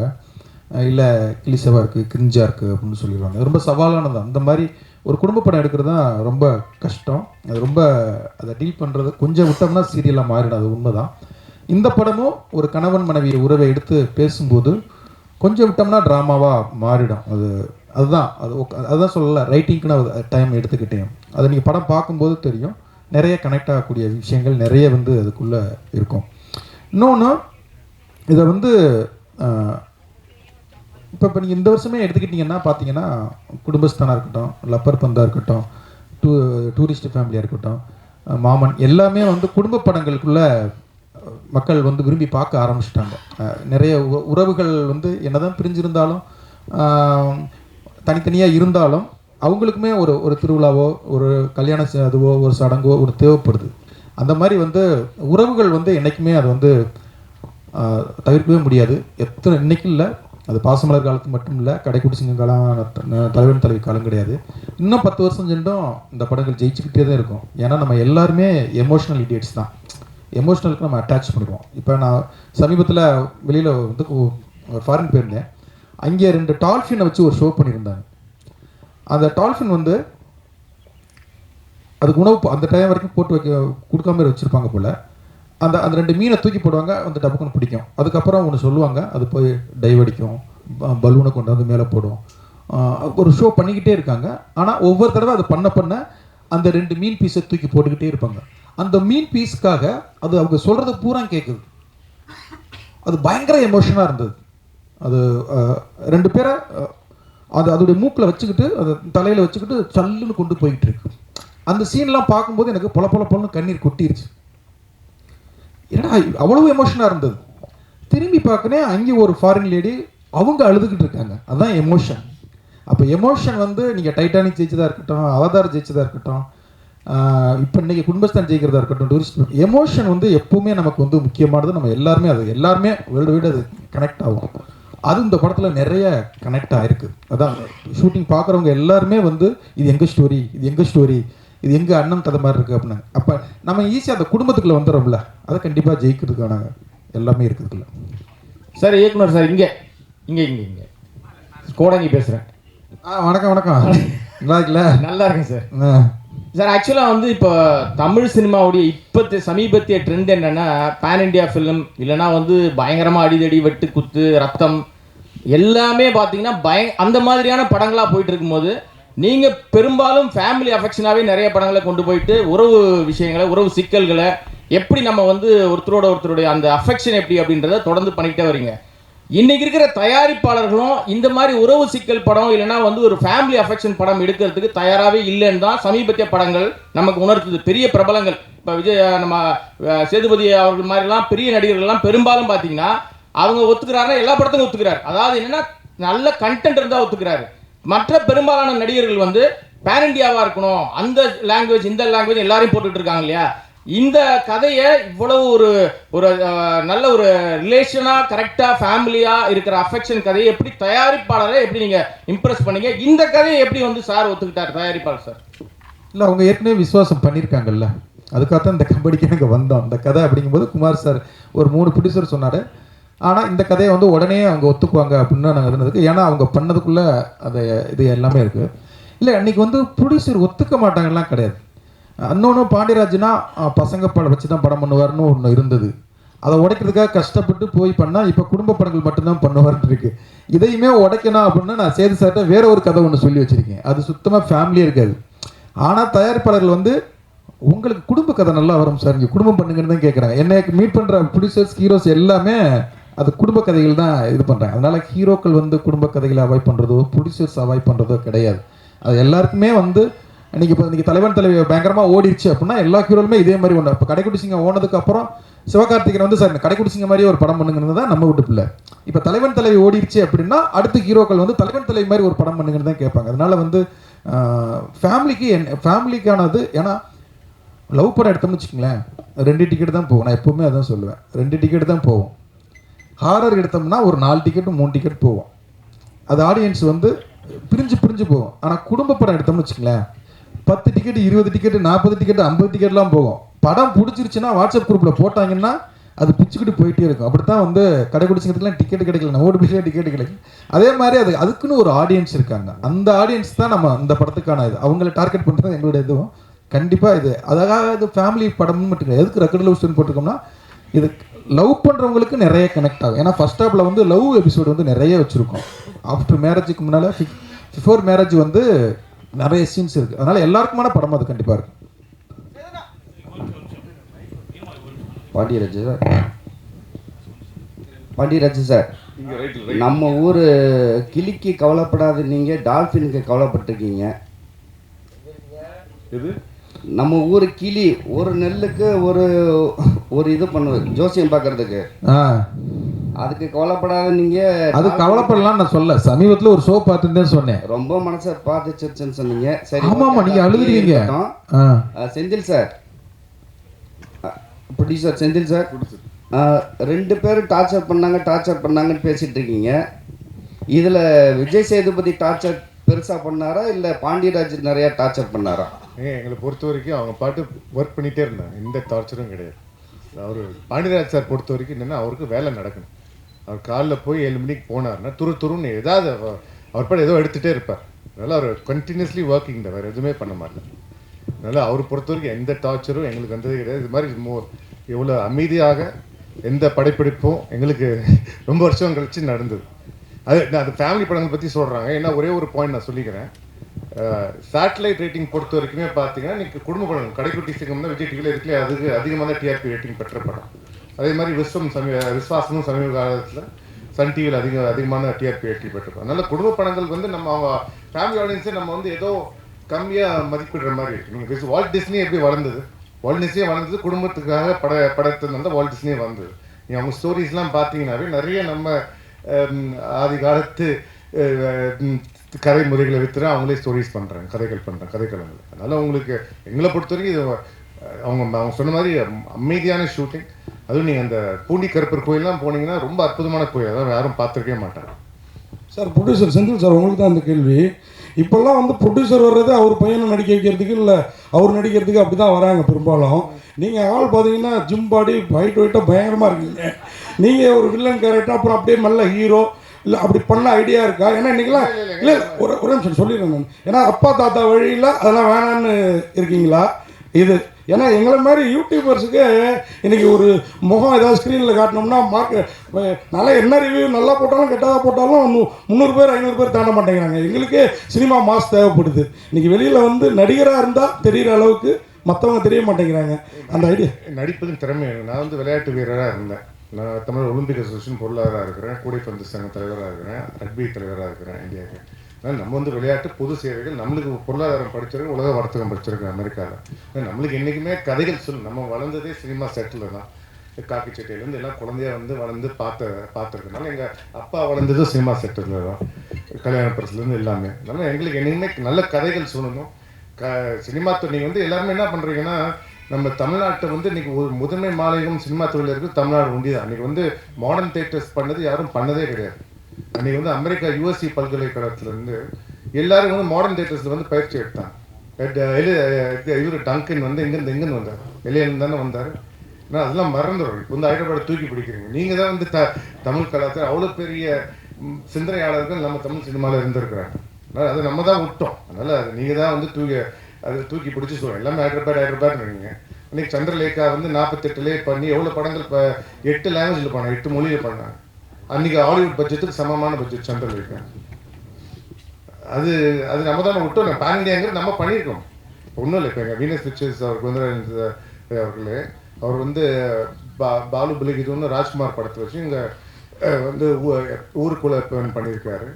அதே வந்து தெலுங்குல வந்து மஞ்சியோடும் ஏனார் வச்சு பண்ணியிருக்காரு. அம்ஷக்கு வந்து ராஜேஷ் கண்ணா வச்சு பண்ணியிருக்காரு. அதே மாதிரி அமர் தீபம்ங்கிற படத்தை இந்தியில் அப்போ தேவானந்த் வச்சு எடுத்துருக்காங்க, சிவாஜி ஃபிலிம்ஸ் கூட சேர்ந்து. ஸோ நிறைய விஷயம் நம்ம பண்ணிடுறோம். நம்ம தான் வந்து பழைய இது கதையை நம்ம தூக்கி பிடிக்கல. ஹைதராபாத்காரங்க தூக்கி பிடிக்கிறோம், நம்ம பண்ணுறது கிடையாது. அதான் விஷயம். சரி சார், உங்களுக்கு ஒரு கொஸ்டின்.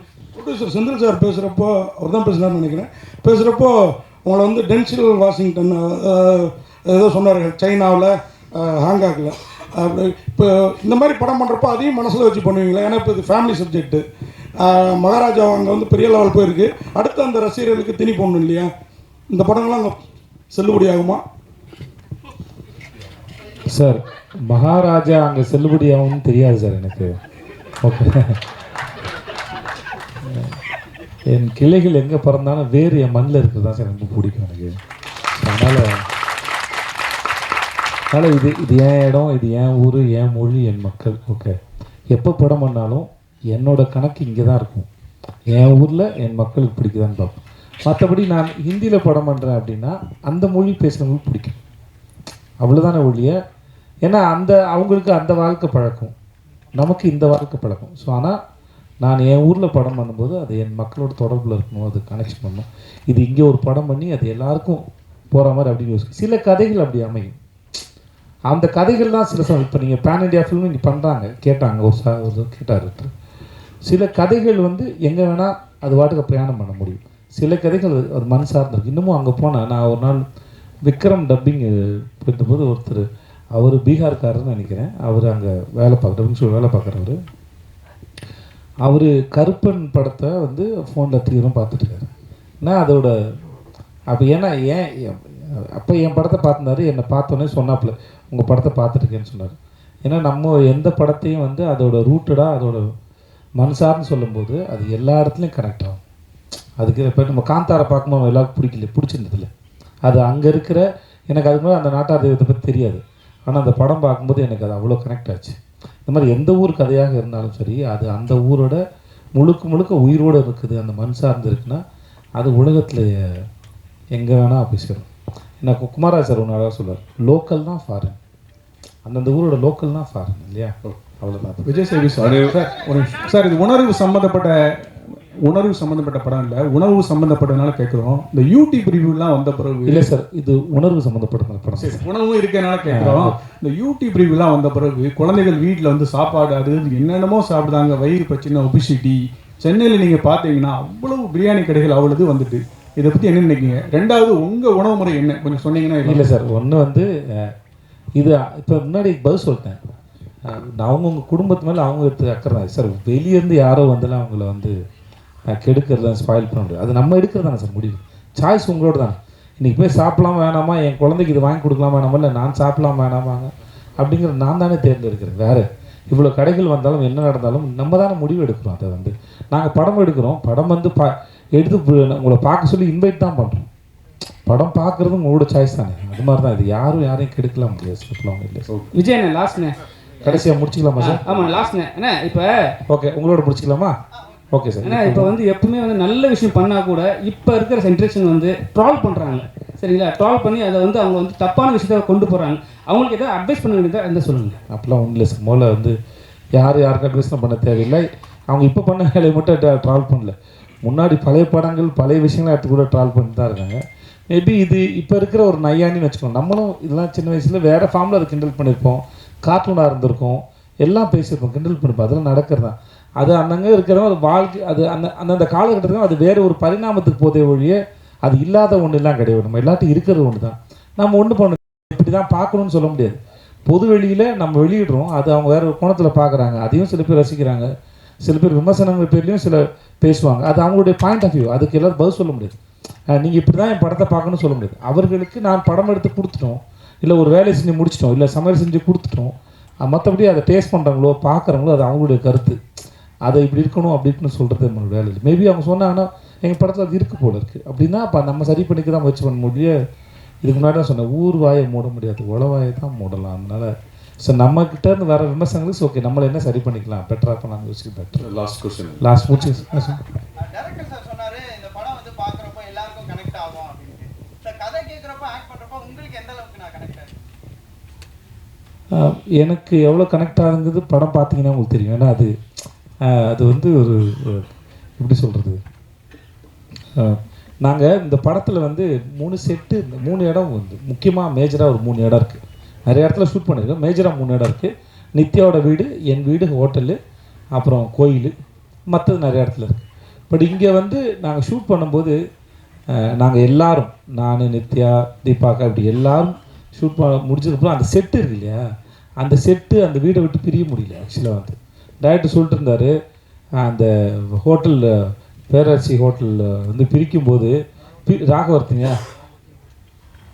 இப்போ ராகவர்த்தி ஹோட்டலில் பிரிக்கும்போது பிரிக்கிற வீடியோ எடுத்து அனுப்பியிருக்காங்க, அதையே பார்க்க முடியலன்னு. ஸோ அவ்வளோ தூரம் எமோஷனல் ஆகிடுச்சு. இந்த இந்த இந்த படத்துக்கான கதாபாத்திரம் போட்ட செட்டும் சரி, எங்கள் படம் எடுத்த நாங்கள் பேசிக்கிட்ட வசனங்களாக இருக்க சொல்லி அது ஏதோ அது ஒரு லைஃப், அது ஒரு லைஃப். அது இப்போ வந்து முடிஞ்சிடுச்சு. பட் எங்கள் ஞாபகங்களில் மட்டும் அது இருக்கிறது வந்து ரொம்ப நல்லாயிருக்கு, ஒரு அழகான அனுபவமாக இருக்கும். அதான் முன்னாடி சொன்ன ஒரு நம்ம நீண்ட தூர பிரயாணத்தில் இப்போ நான் இவ்வளோ 50-60 படம் பண்ணியிருக்கேன்னா அதில் எனக்கு முக்கியமான சில இடங்கள் ஞாபகங்களான சில இடங்கள் இருக்கும். அடிக்கடி நம்ம போய் சில விசிட் பண்ணுவோம்ல, ஸ்கூல் டேஸில் சில மெமரிஸ்லாம் ரீவிசிட் பண்ணுவோம்.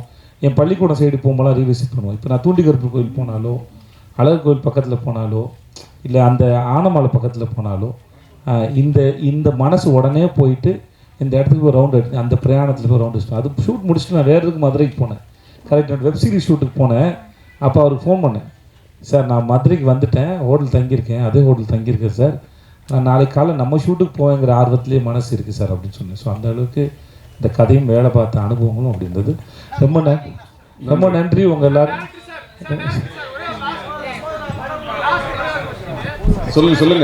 சொல்லுங்க கடைசி கேளுங்க சார், கேளுங்க சார், கேளுங்க சார்.